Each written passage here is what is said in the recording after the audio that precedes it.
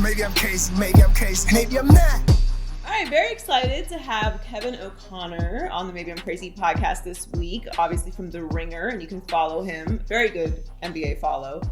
If you are already on NBA Twitter, you probably already follow him, but Kevin O'Connor, NBA. You know, NBA Twitter, you got to kind of feel your way through. Once it's like a fraternity or a sorority, but you just kind of find your way into it, right? but everybody's accepted. You know, everybody's accepted because it's a great time. Exactly. So it's kind of a crazy week, or kind of crazy time in general for the NBA because obviously the bubble just ended and we're about to have the season start again in just a couple weeks, really. And now we're in the middle of free agency, which we usually have a big buildup of anticipation. And the draft is tomorrow night, which is also kind of strange because it's just a very weird draft this year. But the biggest news this week is James Harden possibly pushing his way to the Nets. Now, there's plenty of fire with this story already, so we can't even say that it isn't a real story. But how legitimate do you think this is? I mean, it's kind of funny you say that's the biggest story when, like, Chris Paul, one of the greatest point guards ever, gets traded to Phoenix, and Giannis Antetokounmpo gets Bogdan Bogdanovic and Drew Holiday as teammates, and yet James Harden still looms over all of it because he's currently the guy who's an MVP candidate, and it's so rare that these guys ever become available, and it's definitely real. He wants to leave Houston, and his intentions are go to Brooklyn. The question I have, and I wrote about this week on The Ringer, is why now for the Rockets? Is there incentive to doing a deal now rather than going into the season with Harden, maybe not Westbrook, but at least with Harden, showing him a new system under their new head coach, Steven Silas, having some new players in there, and then maybe a month from now or 2 months from now, Harden looks at the situation and he's like, you know what? I am happy here. Maybe he's not ready to extend, but if you're Houston, I think you gotta at least try to slow play this. You can't just blow it up when you have a top 5, top 10 player in the league. Like, to me, I'm all about blowing it up, but right now I don't think it's the right time. You gotta be a little bit more patient if you're Houston. There's not an overwhelming deal out there. But who has the power in this situation, right? Like, who has the leverage? Harden ultimately. He's the guy who can, I mean, he has 2 years guaranteed left on his deal. So he signed through at least the 2021-22 season, and then he has a player option for the following year. So he has some amount of leverage, but still, Houston has at least 2 years of him if they want him. I think you're going to see Houston probably play this a little bit slow. I'm not sure if the Brooklyn offer, and I've heard they're throwing the kitchen sink. You know, all future first-round draft picks, all potential pick swaps, Karis LeVert, Spencer Dinwiddie. That's a pretty good offer. And I think for Houston, if they do that now, let's say a deal happens before the season, I think the reason to do it now, even though I'd wait, is the fact this is a good year to stink. You mentioned how this year's draft isn't, you know, it's not super exciting. There's no stars. There's no Zion. There are those guys in the 2021 class. So if you're Houston, it's not a bad idea if you think you're going to inevitably have to trade Harden anyway, just to do it now, to have more weeks of not being a good team, to have higher draft odds. Because a guy like Cade Cunningham, he is like one of those no-brainer number one prospects. He's going to be a freshman at Oklahoma State. So for Houston, I mean, what an unfortunate situation. Like, it wasn't too long ago they were right in it in the postseason as finals contenders, and now who knows what their future looks like. It's very bleak, especially with Tillman Fertitta as their owner. I just, you know, Colin and I were talking about this on the show today, and he was like, I don't know how good this is for the NBA if it happens. Like, it's great for us because we're content people, and that's amazing content. Oh, yeah. But for the overall NBA and for like Rockets fans and stuff, like, how great is it that all of the stars are kind of going to the, you know, to the coast and whatnot? And my thing is this, like, because you mentioned like it's unfortunate for the Rockets, like it is, but you did have him and you had Westbrook and you could have made some other moves, and I just feel like I don't blame any star for, or any player for that matter, not even just a star, for trying to take control of their career and put themselves in a position to win a championship. Because at the end of the day, guys like us are going to be the ones who talk about how they never won a championship, right? And fans are going to be the ones who are peddling them with, tweets all day about how they're not really that good, and like, not that matters to anybody. I'm sure their legacy and them, what they want as a competitor matters too. But like, Houston, you had an opportunity. Yeah, and you know what? I think the difference for Harden is this wouldn't be KD going to Golden State, where they already won, where they had Steph and Clay, where they just won 73 games, and they beat the Thunder in the postseason.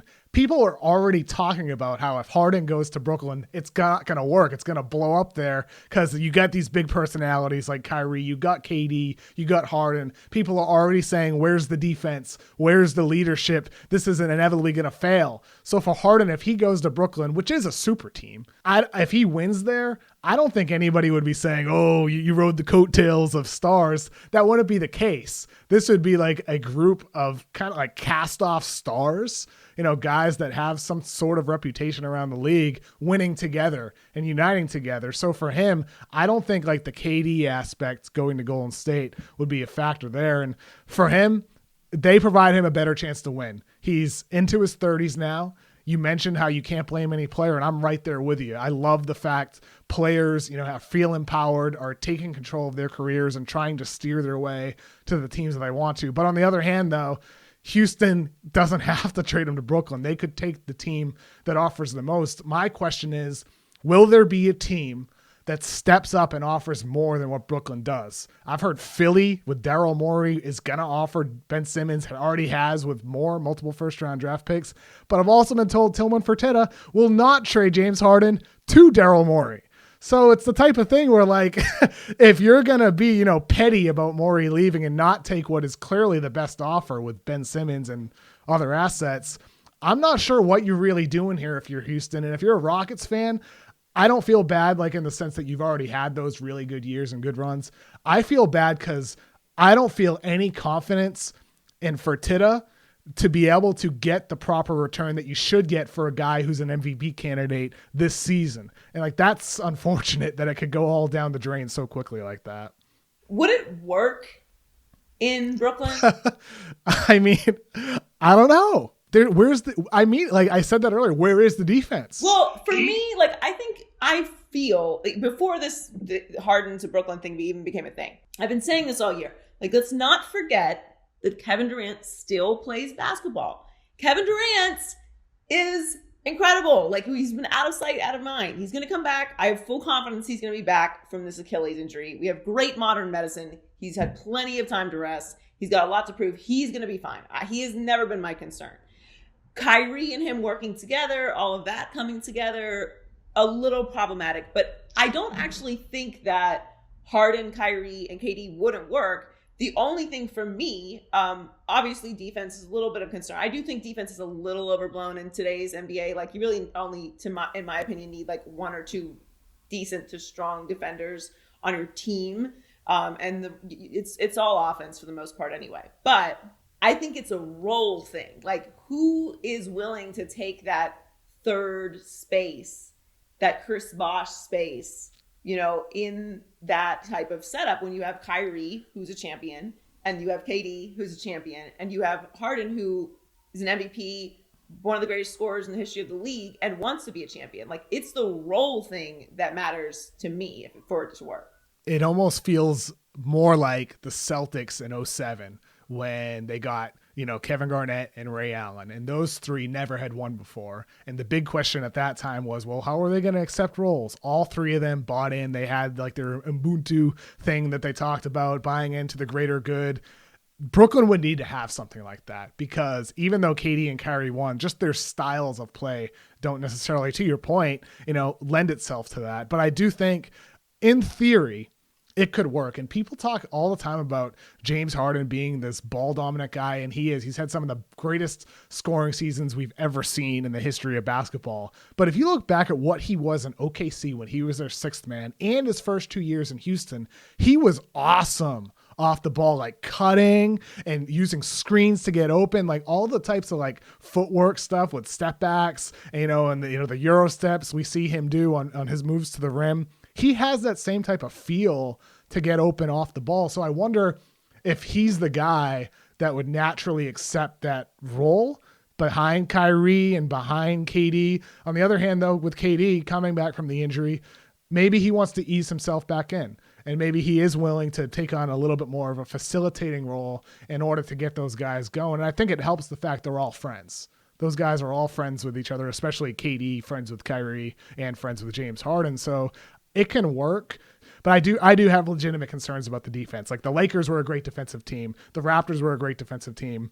And the Warriors were, the Cavs were in the year that they won it. The Heat were. Like, the teams that win it still have defense. And for Brooklyn, they would have to find the right surrounding pieces, the right glue guys to make it work at the level it can. So speaking of LA, and one of those big defensive pieces was Rondo, and they brought in Dennis Schroeder, or they're going to bring in Dennis Schroeder once it all goes through.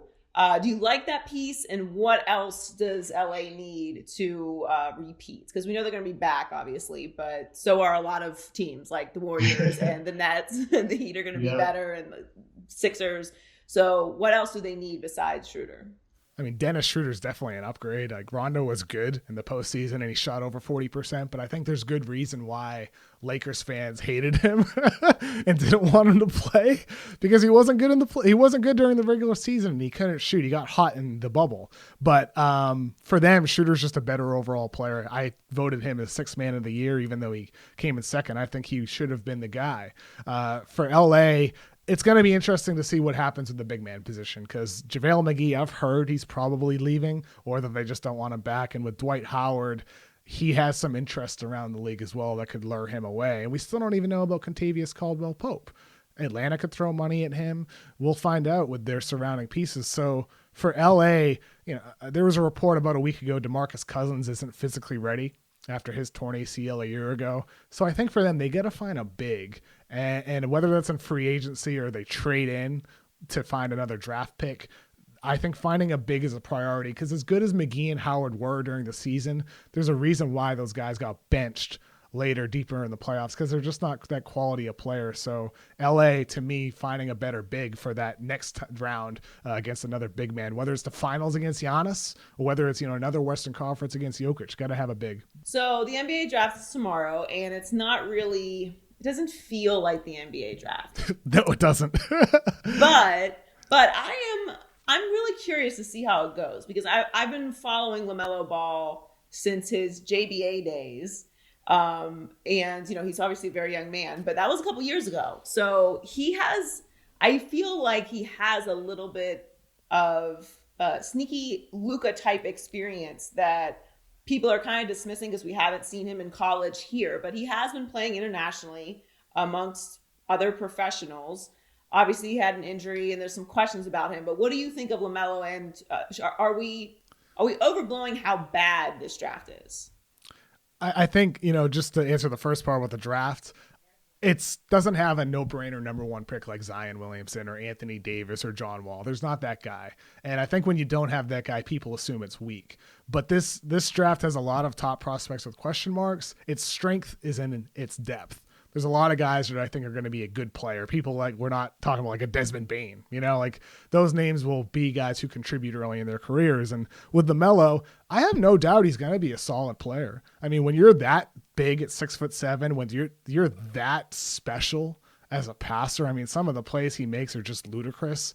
Like, you're not going to fail. The question with LaMelo to me is, what level do you reach as a player? Does he end up like the 50th best player in the league because he can never tap into his scoring ability at the rim? Because he's like very averse to contact, and he settles a lot for floaters around the elbow, which I'm sure like wherever he gets drafted are going to infuriate his coaches. Like, he's got to get better at getting to the rim. His jump shot, he still needs to improve. And these are areas that, like, you look at all the best players in the league, like you look at Giannis, you look at LeBron, you look at James Harden.